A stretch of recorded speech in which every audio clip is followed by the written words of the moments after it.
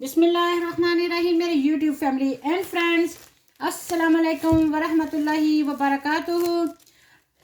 आज देखिए, ये मैं ब्रोकली लेके आई हूँ। कितनी अच्छी लग रही है, माशाल्लाह लग रही है ना, एक ट्री पूरी। तो दरख्त लगाएं, खुशहाल दुनिया बनाएं, ऑक्सीजन लगाएं। और ये देखिए गौर से, ये सारे इसके फूल हैं।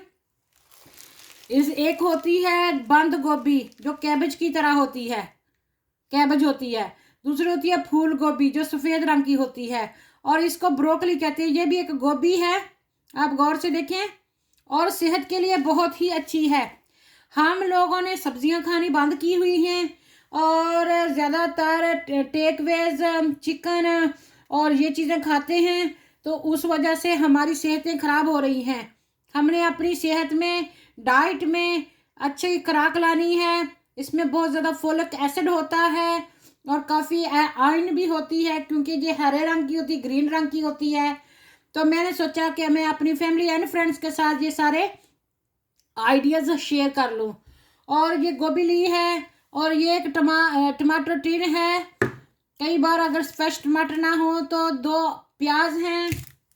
और इस तरह ये मैं जो ब्रोकली की इस तरह स्टेम्स तोड़ लूँगी, और नरम तोड़ के मैं इसमें बर्तन में रखती जाऊंगी। फिर मैं इसकी जो डंडियां हैं वो भी तोड़ लूँगी, सिर्फ ऊपर फूल रहने दूंगी। और इस ब्रोकली को मैं सालन नहीं बना रही, बल्कि मैं अलॉटमेंट से पालक लेके आई हूँ, और उसको मैं अच्छे से पानी में भिगो के अच्छे से साफ करके काट के उसको स्टीम करूँगी। जब पालक पक जाएगी तो फिर मैं इसकी जो फूल है इस तरह, ये उसमें डाल दूँगी। मुझे सरसों लाने की ज़रूरत नहीं है। इसको सब कुछ को पकने के लिए, थोड़ा सा और अच्छा बनने के लिए टेक्सचर, जो मैं टमाटो टिन भी डालूंगी, और ये एक ब्रोकली डालूंगी, लहसुन अदरक भी मैं साथ में डाल लूँगी।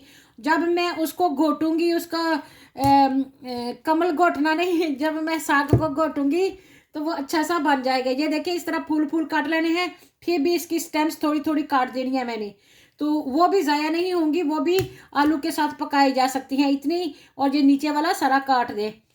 तो बहुत आसान है कुकिंग करना। जब आप कभी फ़िश बना रहे हो या रोस्ट वगैरह बना रहे हो, तो कोशिश करें ज़्यादा से ज़्यादा जो सब्ज़ी है, फल है, आप खाएं। मैं क्या करती हूँ कि सबसे पहले मैं जब पकाना शुरू करती हूँ, बच्चों को भूख लगी हुई है ना, जब स्कूल से आते थे, तो तब मैं फ्रूट सैलड बना देती थी। तो अब पेड़ काटा, एक मैंगो काटा, थोड़ा सा एप्पल काटा, ऊपर से थोड़ा एक मुट्ठ ग्रेप्स डाले, थोड़ी सी रासबरियाँ अलॉटमेंट की डाल दी धो के, और वो इतना खुश होके खाते थे, क्योंकि बिल्कुल वो पेट स्टमक खुला होता है। स्कूल में भी इतना खाते नहीं हैं बच्चे, तो इसलिए उनके मेक श्योर करें कि पेट में कुछ अच्छा चला जाए।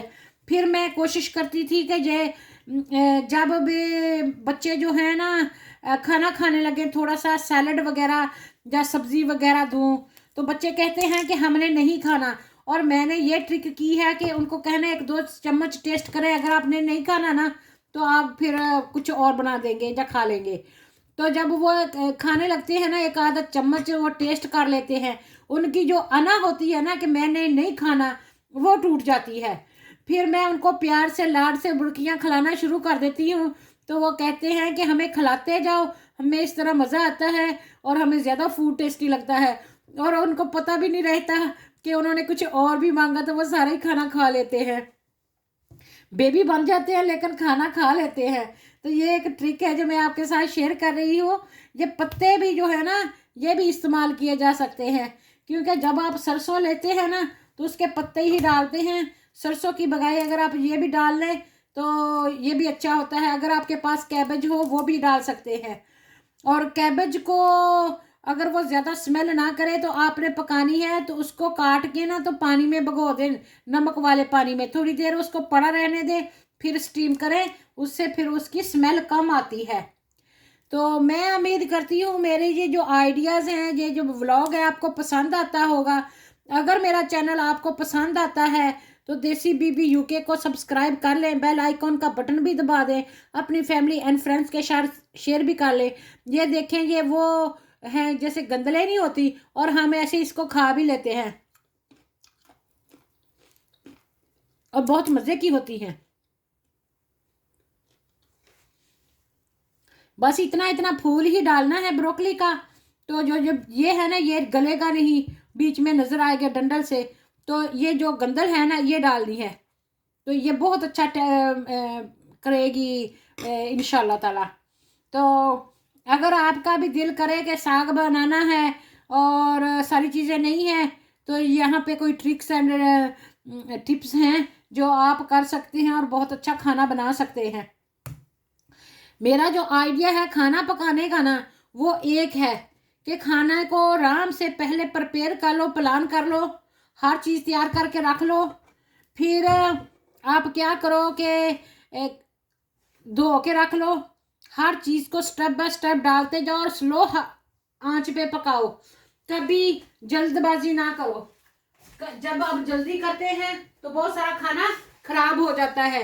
स्वाद बनाने के लिए, भूनने के लिए, तो फिर वो काफ़ी बेहतर नहीं रहता। साथ साथ में ये मैं जो पीनट्स होते हैं ना, रोस्ट एंड उसके ऊपर शुगर कोटिंग है, वो भी चर रही हूँ, खा रही हूँ। साथ में मैंने आपके साथ ये चाय शेयर करनी है। ये देखिए मेरे चाय का कप जो मैंने बना के रखा हुआ है, और साथ में आपके साथ बातें कर रही हूँ। इतनी ज़िंदगी बिजी है ना, कई लोग कहते हैं देसी बीबी ये करो वो करो, तो मैं उनको बताती हूँ कि सार में ना खारिश कितनी, जितनी कभी कभी टाइम नहीं मिलता, इतनी ज़िंदगी बिजी है। और अल्हम्दुलिल्लाह जब ज़िंदगी बिजी हो और लाइफ बिजी हो तो ज़िंदगी आसानी से गुजर जाती है। जब मुश्किलें आती हैं तो टाइम ठहर जाता है ना, फिर एक मिनट भी, एक घंटा और घंटा भी एक साल की तरह हो जाता है, बहुत मुश्किल हो जाता है। और जो चलती का नाम ही गाड़ी है, जब तक चलती रहे तो बेहतर होती है। ये देखिए मैंने क्या करना है कि इस ब्रोकली को मैंने काट लेना है। आपने देखा है कि कितने छोटे छोटे पीसेस कर लेने हैं। मैंने स्टीम नहीं करनी। और ये जो बंडल है ना, ये भी मैं ऐसे उतार रही हूँ, तो फिर सिर्फ इसके अंदर गंदलें बन जाएंगी और गंदलें बहुत अच्छे से पकेंगी।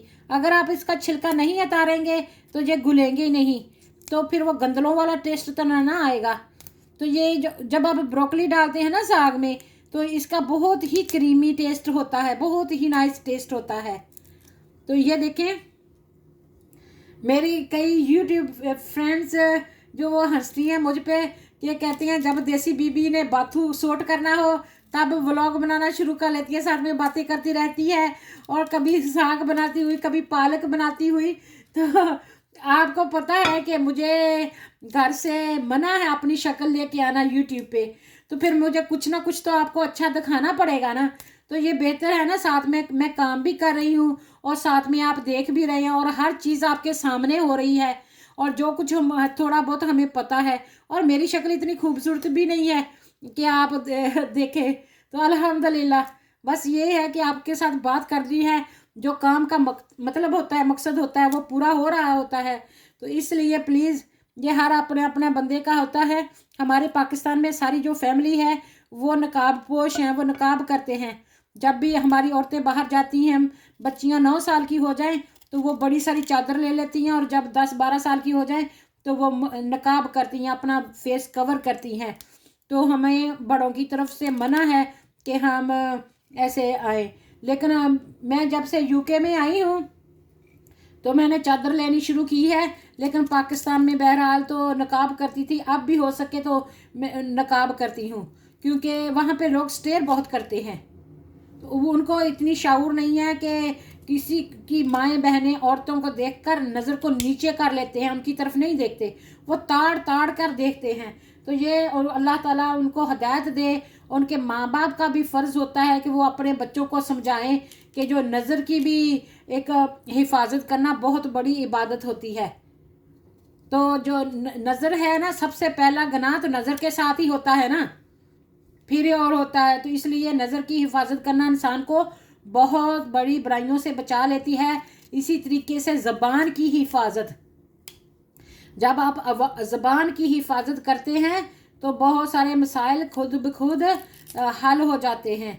कि चुगली नहीं करनी, झूठ नहीं बोलना, किसी का दिल नहीं दुखाना, किसी पर तोहमत नहीं लगानी, किसी की गीबत नहीं करनी।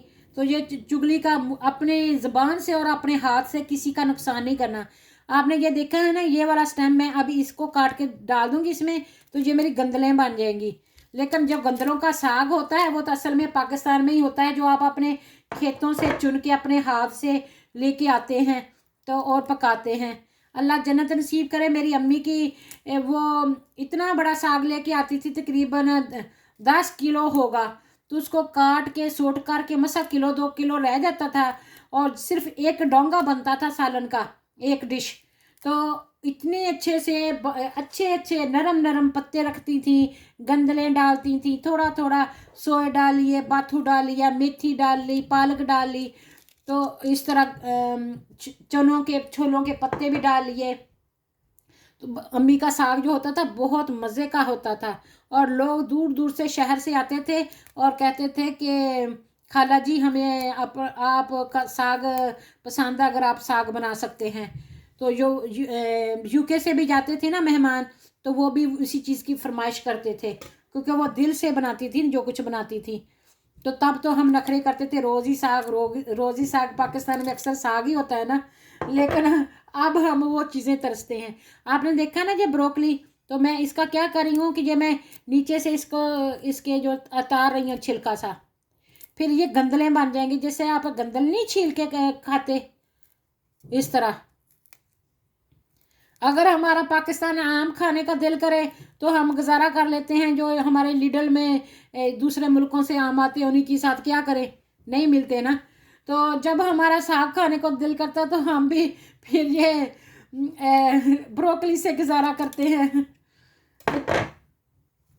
लेकिन हेल्थी होता है ये, बहुत अच्छा। ये देखे ना आपने, तो इसका जो छिलका है ना वो उतार लेना है, वो गलता नहीं है। ये वाला, ये देखा आपने, ये वाला ये उतार देना है, तो इससे फिर अंदर से अच्छी सी नरम सी गंदल निकल आएगी और वो खा लेनी है। और ऊपर वाला जो फूल है ये तो साथ ही में गल जाता है, पक जाता है, ये कोई मसला नहीं करता। ये देखिए, और इसको भी फिर छोटा छोटा काट लेना है ऐसे करके।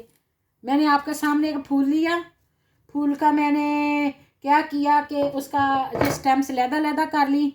अब मैं क्या कर रही हूँ कि इस तरह मैं इसको काट रही हूँ, और जो इसका ये वाला है ना, इसको मैं उतार रही हूँ। आपको नहीं पता मैं बाद में क्या करने वाली हूँ। वो जो बड़ा सारा स्टेम है ना, उसको भी छील के उसको भी इसमें डालने वाली हूँ, ताकि थोड़ा सा सालन तो बन जाए ना। और आपको पता है कि मैं 2 ये डाली है ना क्या प्याज इसमें, तो आपको पता है मैंने इसमें कितना लहसुन डालना है? तकरीबन 2 गंडियाँ लहसुन की। जब मैंने एक मुट्ठ भर के जो लहसुन अकेला अकेला किया होता है ना, वो डालती हूँ मैं लहसुन। हांडी रोटी में ज़्यादा डालती हूँ, क्योंकि एक तो ब्रोकली वादी है, दूसरा ये मुल्क सर्दी का है। वैसे तो बच्चे लहसुन अदरक खाते नहीं है, जिसमें वादी हो जाए ना तो जोड़ों का दर्द, अथराइटिस वगैरह हो जाता है, बंदा सुस्त रहना शुरू हो जाता है, मोटापा शुरू हो जाता है। जब आप लहसुन अदरक ज़्यादा डालते हैं ना सालन में, तो अल्हम्दुलिल्लाह आपकी सेहत अच्छी रहती है, आप स्लिम स्मार्ट रहते हैं, एक्टिव रहते हैं, और जो वाइट सेल्स होते हैं ना, चर्बी, वो कम बनती है। तो इसलिए बहुत ही ज़रूरी है कि आप अपने सालन में, अपनी कुकिंग में लहसुन अदरक ज़्यादा डाला करें। जिस तरह यहाँ पर फ़िश बहुत अच्छी होती है खाने के लिए ना, इस तरह ये वाली भी बहुत ही अच्छी होती है। तो पालक मैंने आपको पहले काट के बताई हुई है। ये मैं ब्रोकली कर रही हूँ, इसको तैयार करके सारा कुछ को मैं रख लूँगी। फिर हर चीज़ को मैं डाल के, सबसे पहले मैं पालक को धो के काट के उसको स्टीम करूँगी। जब पानी उसका खुश्क हो जाएगा, फिर मैं ये प्याज वगैरह सारा कुछ डाल के उसको बुनाई करूँगी। फिर बाद में ये मैं ब्रोकली डालूँगी, इसको बुनाई करूँगी। और फिर हो सकता है मैं अपने कोटने से इसको कोटूँ, या मैं इसको मशीन में डाल के अच्छे से एक अच्छा सा टेक्सचर बना लूँ। तो अगर बच्चे फरमाइश करेंगे कि साग के साथ उन्होंने चिकन डालना है, तो चिकन डाल दूँगी। मैं तो बहरहाल अवॉइड ही करती हूँ। मैं बेचारे, मुझे जानवरों पे बड़ा तरस आता है कि हम उनके पीछे हाथ धो के पड़े हुए हैं, खासकर चिकन के और लैम के, उनको छोड़ते ही नहीं है। कभी कभी कम भी खाना चाहिए। अब वैसे हमारी रूटीन में ना सारा दिन घर में क्या होता है कि हफ्ते में 2-3 दिन हमारे सब्जी बनती है, एक दिन बना लिया, दूसरा दिन उसके साथ ही गुजारा कर लिया। मेरे जो हस्बैंड है ना, वो नहीं ज़्यादा पसंद करते हैं कि एक सालन दो काफ़ी देर तक चले। वो पसंद करते हैं कि थोड़ा हो, रोज़ ताज़ा सालन बने। फिर 1-2 दिन हमारे गुजर जाते हैं उसके साथ, दाल के साथ। 2-3 दिन सब्ज़ी, 2-3 दिन दाल, और 2-3 दिन गोश्त। और एक दिन जब फ्राइडे होता है तो अक्सर बच्चों की या संडे को फरमाइश होती है कि चिकन चिप्स खाने हैं या फ़िश चिप्स खाने हैं, जो यहाँ पे यूके का नेशनल फूड है। कई तो बहुत ही नरम है, लेकिन फिर भी मैं एहतियातन इसको ना उतार लेती हूँ। और जब मैं छिलके जो उतार के फेंक रही हूँ, ये कौन सा ज़ाया जाएंगे, मैं बिन में नहीं ना डालती, मैं जाके अलॉटमेंट में डाल देती हूँ और वहाँ पे कंपोस्ट बन जाता है। आपको पता है कि कई बार मेरे साथ क्या हुआ, जब हमारे घर में फ्रूट का छिलका होता है, सब्ज़ी का छिलका होता है ना, तो मैं वहाँ पे ड्रम रखा हुआ है, ड्रम में डाल देती हूँ। वैसे ज़मीन पे डालने का अलाउड नहीं है, कहते चूहे आते हैं। तो मैं जब थोड़ा सा उसको डाल के पीछे को हटी ना, तो एक ब्लैक एंड वाइट बर्ड देखा मैंने, वो परिंदा देखा, जो थोड़े बहुत अंगूर थे गले सड़े या कुछ, वो 2-3 परिंदे थे, वो आके उसी बिन पे बैठ गए। और उन गरीबों ने उस बिन में से वो जो अंगूर थे या बनाना था या थोड़ा बहुत कोई फ्रूट था ना, उसको खाना शुरू कर दिया। और मुझे इतना तरस आया इस बात पे कि देखें, हमने सारी दुनिया की हर चीज़ इंसान ने अपनी फ़ायदे के लिए बना दी, और ये सोचना भी बंद कर दिया कि अल्लाह ताला की बाकी मखलूक भी इस पे रहती है, उन्होंने भी खाना है, उन्होंने भी ज़िंदा रहना है। तो अक्सर ये होता है कि जब गर्मियाँ होती है ना, तो कोई हफ्ता 2 हफ्ते जहाँ पर यूके में बारिश ना पड़े, तो वो परिंदे जो होते हैं प्यास की वजह से मर जाते हैं। और सर्दियों में इतनी सर्दी सख्त होती है कि वो परिंदों को कहीं से कोई खाना नहीं मिलता और वो भूख की वजह से मर जाते हैं।